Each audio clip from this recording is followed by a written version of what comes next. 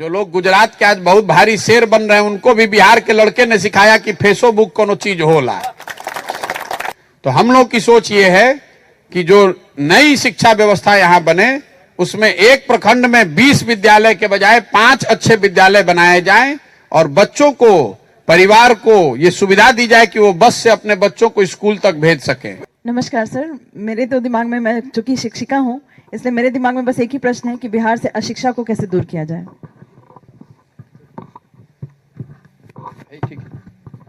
देखिए, शिक्षा व्यवस्था को यहाँ कैसे सुधारा जाएगा। पदयात्रा में एक उद्देश्य ये है कि जब पदयात्रा खत्म हो तो बिहार के विकास के लिए जो 10 महत्वपूर्ण क्षेत्र हैं, शिक्षा, स्वास्थ्य, रोजगार, कृषि, इन विषयों पर 10 साल का एक कार्यक्रम, योजना, विजन डॉक्यूमेंट बनाकर जारी किया जाए। लेकिन मैडम ने अभी पूछा है कि आप लोग बिहार की शिक्षा व्यवस्था को कैसे सुधारिएगा, तो मैं आपको उसका एक छोटा सा एग्जाम्पल दूंगा। हमको ये मत कहिएगा कि भैया यही से तो ना सुधरे, उसी से खाली नहीं सुधरेगा, लेकिन एक उसका जो डॉक्यूमेंट बन रहा है, जो योजना बन रहा है, उसका एक पहलू से आपको वाकिफ कराता हूं। देखिए, बिहार में जो सबसे बड़ी गलती हुई है शिक्षा के क्षेत्र में, कि समतामूलक शिक्षा बनाने के चक्कर में हर गांव, हर पंचायत में स्कूल खोलने का प्रयास किया गया और एक पूरा जाल बिछा दिया गया है उत्क्रमित विद्यालयों का और नियोजित शिक्षकों का। जो वहां पर प्राथमिक विद्यालय है उसको पेपर पर बढ़ाकर मध्य विद्यालय कर दिया, मध्य विद्यालय को बढ़ाकर उच्च विद्यालय कर दिया। तो इससे हुआ यह है 10 साल में कि जहां बिल्डिंग है वहां शिक्षक नहीं है, जहां शिक्षक है वहां बिल्डिंग नहीं है, जहां दोनों है वहां बच्चे ही नहीं है। तो जितने विशेषज्ञ हैं देश दुनिया में इस क्षेत्र में, सबसे बातचीत करने के बाद जो हम लोगों ने योजना बनाई है कि हर गांव, हर पंचायत में स्कूल बनाने के बजाय, स्कूल को हर बच्चे के नजदीक ले जाने के बजाय बच्चों को स्कूल में लाया जाए। और इस योजना के तहत बिहार सरकार में अभी जो शिक्षा का बजट है, करीब करीब 40,000 करोड़ रुपया हर साल खर्च होता है। अगर उसका 1/3 पैसा एक नई व्यवस्था बनाने के लिए, नई शिक्षण संस्थाओं को बनाने के लिए खर्च किया जाए, तो नेतरहाट का आपने नाम सुना होगा, जो सरकारी विद्यालय था, सुदूर झारखंड के एक जगह में था जब बिहार झारखंड एक था। और आज भी मुझे लगता है कि सरकारी विद्यालयों से इतनी बड़ी सफलता पाने वाले लोग बहुत कम होंगे जितने लोग नेतरहाट से निकले हैं। तो अगर हम लोगों ने जो अध्ययन कराया कि नेतरहाट जैसा विद्यालय बिहार के हर प्रखंड में अगर बनाना है तो कितना खर्च आएगा, तो हर प्रखंड में अगर नेतरहाट जैसा एक विद्यालय आपको बनाना है तो करीब करीब 15,000 करोड़ रुपया हर साल लगेगा। तो हम लोग की सोच ये है कि बिहार में हर प्रखंड में एक विश्व स्तरीय विद्यालय बनाया जाए शुरुआत में, और हर साल जो आपका बजट है, अगर आप हर प्रखंड में एक एक विद्यालय बनाते जाएंगे तो 5 साल में हर प्रखंड में 5 अच्छे विद्यालय बना दिए जाएंगे।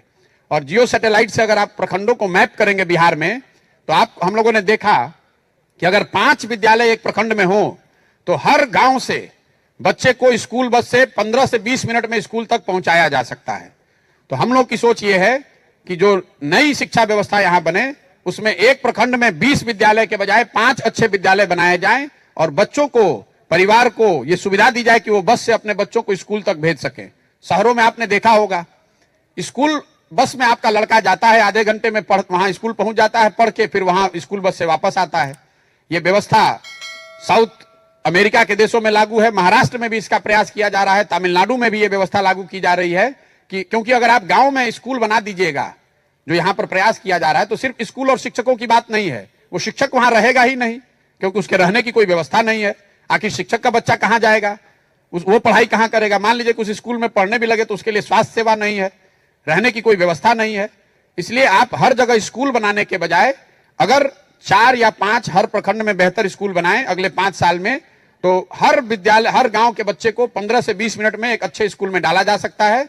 और ये आज की ही जो व्यवस्था है इसी से किया जा सकता है, इसके लिए अलग से बजट के प्रोविजन की जरूरत नहीं पड़ेगी। और ये सिर्फ पैसे की बात नहीं है। इसको आप कहिए कि भैया एक के साल में 5 को काहे नहीं निखंड बनावल जात, तो ये अगर आप पैसा कहीं से पा भी जाएं 5 स्कूल बनाने का, तो भी इतने शिक्षक कहां से लाइएगा, ये इंफ्रास्ट्रक्चर कहां से खड़ा कीजिएगा, ट्रेनिंग कहां से लाइएगा। आप खुद यहां स्कूल चलाती हैं, एक दिन में ये स्कूल नहीं बना है। तो इस तरह के अगर आपको स्कूल बनाने हैं तो आपको 1-2 साल लगाना ही पड़ेगा। तो एक लाइन की फिलॉसफी जो पूरे दुनिया भर के लोग मुझे बता रहे हैं कि बच्चों को स्कूल तक पहुंचाइए, हर बच्चे तक स्कूल पहुंचाने की चेष्टा मत कीजिए। अगर वो करेंगे तो आप क्वालिटी पर बहुत कॉम्प्रोमाइज करेंगे, वही स्थिति यहां पर है। तो एक मैंने आपको पहलू, एक उसका झलक दिखाया है। ऐसे पूरी शिक्षा व्यवस्था पर इसको कैसे इसको बेहतर किया जाएगा, इसकी योजना पदयात्रा के बाद हम लोग जारी करेंगे। पदयात्रा के बाद इसलिए जारी करेंगे कि ताकि आप जैसे बहुत सारे लोग जो सुझाव दे रहे हैं, आपके सुझावों को भी जहां तक हो सके इसमें समाहित किया जा सके। ऐसा न हो कि जो योजना बने वो हमारी योजना हो या हमारे साथ जो विशेषज्ञ काम कर रहे हैं उनकी योजना है। बिहार के लोगों की सोच, उनके अनुभव को भी उस योजना में शामिल किया जाए। पदयात्रा का वो एक लक्ष्य है। सुबह से शाम तक जो लोग सुझाव देते हैं उसको हम लोग इकट्ठा कर रहे हैं और प्रयास ये करेंगे कि जब पदयात्रा खत्म हो तो 10 जो महत्वपूर्ण क्षेत्र हैं उस पर एक विस्तृत योजना अगले 10 साल की बनाकर जारी करें, ताकि बिहार का हर नागरिक ये देख सके कि हम लोग रोजगार के लिए क्या कर रहे हैं, कैसे करेंगे। आपने देखा होगा, सुना होगा, अमेरिका में कोई प्रेसिडेंट का चुनाव लड़ रहा है तो ये नहीं बताता है आके सिर्फ कि हम देश में रोजगार कैसे लाएंगे, उसको ये भी बताना होता है कि वो रोजगार कैसे लाएगा। तो हम ये बनाकर योजना जारी करेंगे जन सुराज से। आपके पास चुनाव से बहुत पहले ये अवसर होगा वो देखने का, जांचने का, परखने का, मूल्यांकन करने का कि बिहार में रोजगार लाने के लिए हम लोग की क्या योजना है, कैसे हम रोजगार लाएंगे। सिर्फ ये नहीं कहेंगे कि 10 लाख सरकारी नौकरी दे दे, आपको ये भी बताएंगे कि वो 10 लाख नौकरी कैसे, किस तरीके से दी जाएगी।